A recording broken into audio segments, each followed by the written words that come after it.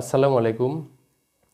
Monkey virus বা mpox virus করোনার মতো এটা বিশ্বের অন্যান্য দেশে মহামারী আকার ধারণ করতেছে।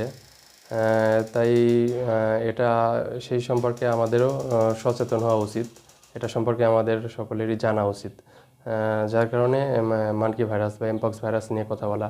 এটা প্রথম উৎপত্তি হয় মানকি বা বানর থেকে, যার কারণে তার নামের সাথে মিল রেখে মানকি ভাইরাস বা বর্তমানে এমপক্স ভাইরাস বলা হয়ে থাকে। তো এটা আসলে বিশ্বের মূলত পশ্চিম আফ্রিকা বা আফ্রিকার যে দেশগুলো আছে বা বিশ্বের অন্যান্য দেশে এটা মহামারী আকার ধারণ করতেছে বা ছড়িয়ে পড়তেছে এটা। তাই এটা নিয়ে আমাদের জানা খুবই জরুরি এবং গুরুত্বপূর্ণ। এটা এখন ব্যাপার হচ্ছে এটা আমাদের দেশে কিভাবে আসতে পারে। এটা আমাদের দেশে আসতে পারে ইন্টারন্যাশনাল যে ট্রাভেলস, আমরা ভ্রমণের উদ্দেশ্যে বা ব্যবসার উদ্দেশ্যে বা যে কোনো কারণে বাংলাদেশ থেকে আফ্রিকা যাচ্ছি, আমেরিকা বা অন্যান্য দেশে যাচ্ছি, তারপরে আবার ফিরে আসতেছি, এইভাবে ছড়াইতে পারে। এভাবে আমরা একজন সুস্থ মানুষ যাচ্ছি, তারপরে ওখানে আক্রান্ত হয়ে আবার যদি দেশে ফিরে আসি, সেই ব্যক্তি থেকে এটা হইতে পারে। তাছাড়া ইম্পোর্টেড অ্যানিমেল, অনেক প্রাণী আছে যেগুলো শৌখিনভাবে পালন করা হয়, বিশ্বের অন্যান্য দেশে ইম্পোর্ট করা হয় বা আমদানি করা হয়। সেই প্রাণী থেকেও কিন্তু আমাদের এটা ছড়াতে পারে, পানি থেকে ছড়াইতে পারে, মানুষ থেকে ছড়াইতে পারে। তাছাড়া এটা যাদের হয়েছে বা যে প্রাণী, যে অ্যানিমেল বা মানুষের যার হয়েছে তার ক্লোজ কন্ট্যাক্টে গেলে এটা হতে পারে। এটা মূলত 2022 সালে এটা এই ভাইরাসটা ছড়িয়ে পড়ে। তো আমরা কিভাবে বুঝবো যে এটা এমপক্স ভাইরাস বা মানকি ভাইরাস? এটা লক্ষণ বা উপসর্গগুলো কি কি হতে পারে? এটা আমাদের জ্বর হতে পারে, মাথা ব্যথা, গলা ব্যথা, মাসল ব্যথা, মাংসপেশিতে ব্যথা, তারপরে পিছনে ব্যথা, ব্যাক সাইডে ব্যথা হতে পারে। তাছাড়া এটা হচ্ছে ঠান্ডা লাগতে পারে, এটা ক্লান্তি বোধ করবে, শরীরে এনার্জি থাকবে না, অনেক দুর্বল হয়ে যাবে। লিম্ফ নোড ফুলে যেতে পারে। লিম্ফ নোড নিয়ে অনেক ব্যাখ্যা আছে। তো এটা আমাদের জানা দরকার, লিম্ফ নোড যদি আক্রান্ত হয়, লিম্ফ নোডের সাথে কিন্তু ডাব্লিউবিসি বা হোয়াইট ব্লাড সেল জড়িত। হোয়াইট ব্লাড সেল আমাদের কি করে, বডিতে যদি কোনো জীবাণু প্রবেশ করে যে কোনোভাবে, তাহলে সেটার বিরুদ্ধে কিন্তু ফাইট করে ডাব্লিউবিসি। তো লিম্ফ নোড যদি আক্রান্ত হয়, তাহলে আমাদের এই বডিতে কোনো জীবাণু, বাইরে থেকে কোনো জীবাণু গেলে তার বিরুদ্ধে ফাইট করতে পারবে না, যার কারণে রোগ প্রতিরোধ ক্ষমতা কমে যাবে, আমাদের কষ্ট কিন্তু আরও অনেক বেড়ে যাবে। সো সেই বিষয়ে সচেতন থাকা দরকার। এটা সাধারণত আমাদের ফেসে স্পট পড়ে, দাগ পড়ে, ব্লিস্টার হয়, আমাদের মুখে, হাতে, পায়ে, তারপরে পুরো বডিতে এটা ছড়িয়ে পড়ে। কিন্তু 2022 সালে যখন এটার উৎপত্তি হয়, যখন এটা ছড়ানো শুরু হয়, তখন কিন্তু এর সাইন সিমটম একটু অন্যরকম ছিল।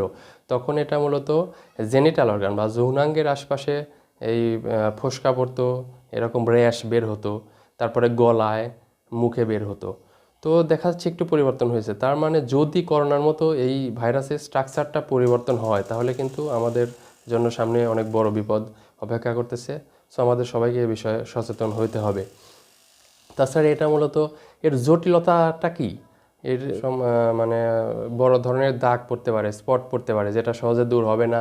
তারপরে অন্ধ অন্ধ হয়ে যেতে পারে, মানে বড় ধরনের ইনফেকশন হতে পারে।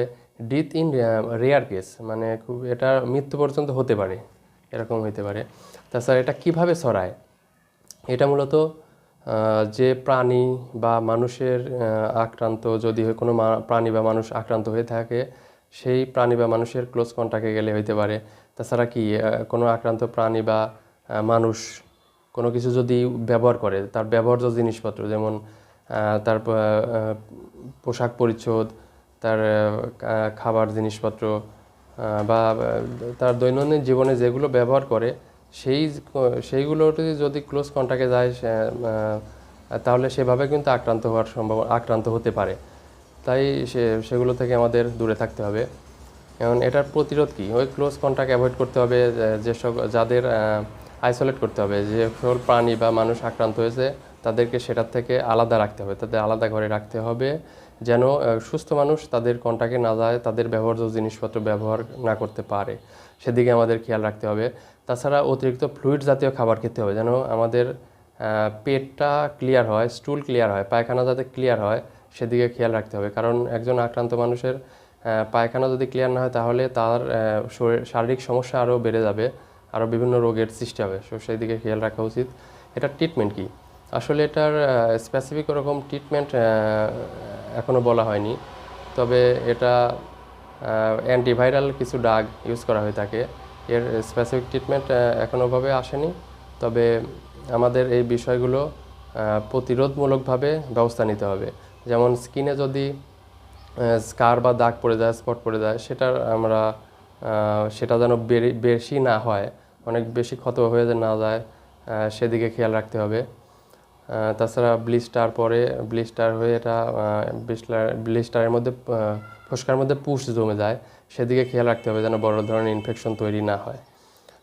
ধন্যবাদ, আশা করি সবাই বুঝতে পেরেছেন। এমপক্স ভাইরাস থেকে সবাইকে সচেতন করতে এই ভিডিওটি শেয়ার করুন। ধন্যবাদ।